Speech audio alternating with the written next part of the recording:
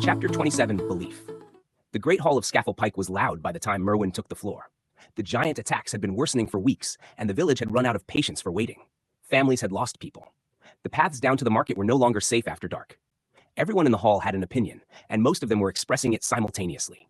Merwin raised his voice above the noise without raising his wand. He didn't need to. There was something in the way he commanded a room, a stillness at his center that made people stop and listen, whether they meant to or not. The Muggle villages that surround these foothills are responsible for every attack, he said.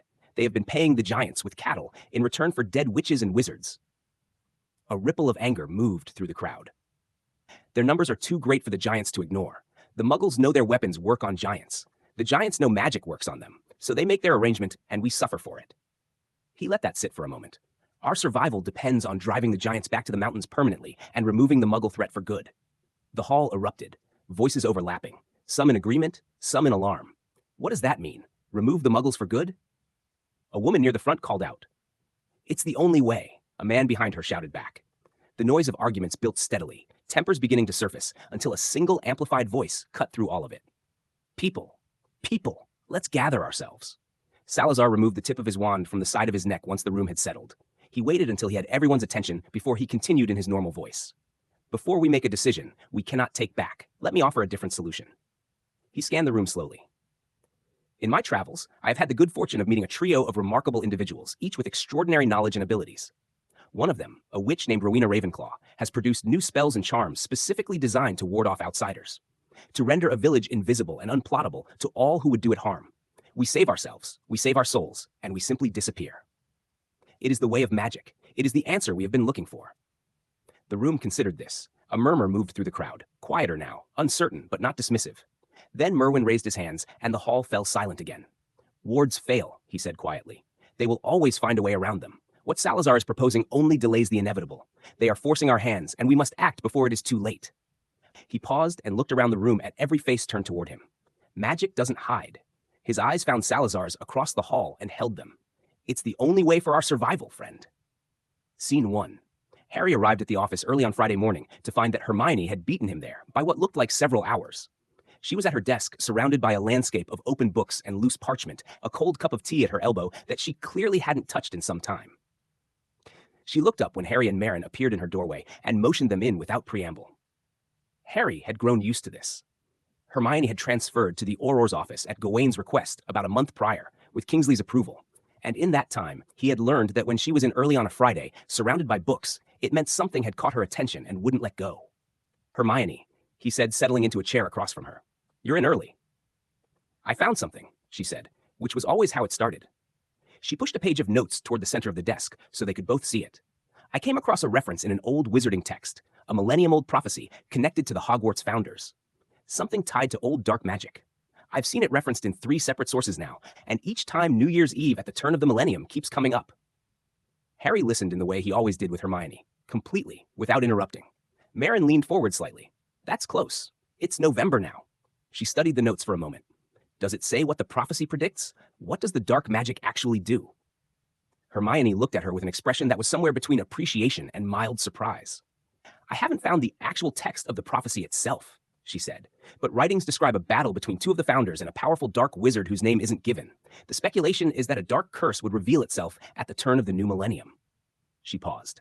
Whatever it is, these sources treat it seriously. Marin sat back. How reliable are the sources, and what kind of dark magic specifically? She glanced from Hermione to Harry. Does the Ministry keep records of prophecies? Orbs? Harry and Hermione looked at each other. It was a brief look, the kind that carried an entire history in it, and Marin caught it without being able to read it. There was an incident, Hermione said carefully. With the room that stored those records, a number of orbs were lost.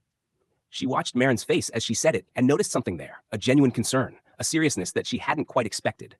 She found she appreciated it. Harry straightened in his chair and looked between the 2 of them. I've just realized, he said, that I haven't properly introduced you. He gestured between them. Marin Zandalicini, Hermione Granger. I mean, Hermione Weasley. I'm still getting used to that. Hermione extended her hand across the desk. Marin shook it with a smile that reached her eyes. I've heard a great deal about you, Marin said. I'd imagine, Hermione said pleasantly. Don't believe all of it. Scene 2. Mid-morning in Albert Square, and Manchester wasn't cooperating. A gray mist had settled over the city since dawn and showed no sign of lifting. softening the edges of the town hall and turning the square into something slightly dreamlike. Muggles moved through it, bundled up and unhurried, the kind of crowd that fills a city center on a Friday morning. Office workers cutting through, shoppers, a few tourists with cameras. A large group of young students in matching uniforms was moving in a crooked line through the square, guided by chaperones who were losing the battle to keep them together. A man nearby had his handheld video camera pointed up at the clock tower, filming nothing in particular. At the base of the tower, just as the last of the students had passed, a swirling tornado erupted from the cobblestones and spun in a single spot. It did not drift. It just spun, tight and deliberate, until a flash and a pop sent the dust cloud dispersing in all directions. And where the tornado had been, a cloaked figure in a tall pointed hat now stood. She pulled her wand from her cloak and pointed it straight up into the sky. A beam of light shot upward and punched a hole through the clouds, and through that hole the sun came flooding down, lighting up the square like a spotlight. Every head turned, every conversation stopped. She put the tip of her wand to her neck. Muggles. Her voice filled the square, amplified and utterly calm. Your time is coming to an end. You will soon know your final destiny when the curse maker returns. She found the man with the video camera. She looked directly into the lens. Our time is almost here. She smiled. Then she vanished. For a moment, the square was completely still. Then the hole in the clouds closed over. The light dimmed back to gray, and the spell broke. Some people ran. Some stood frozen in disbelief. The man with the camera kept filming long after she was gone, not quite sure what else to do. None of them could explain what had happened. Scene 3. Harry and Merrin spent the morning going through witch and wizard registries for the Keswick region, looking for any local witches who matched the description of their news-hungry witch. It was slow going. Most of the wizarding folk in the Lake District were older and retired, settled into quiet lives in the hills. There were several homes dedicated to the care of elderly witches and wizards throughout the area, nothing that pointed anywhere useful.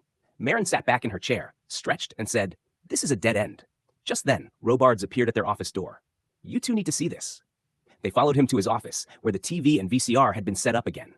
On the screen, Manchester, filmed maybe an hour or two before. They watched in silence as the witch made her announcement, found the camera, and vanished.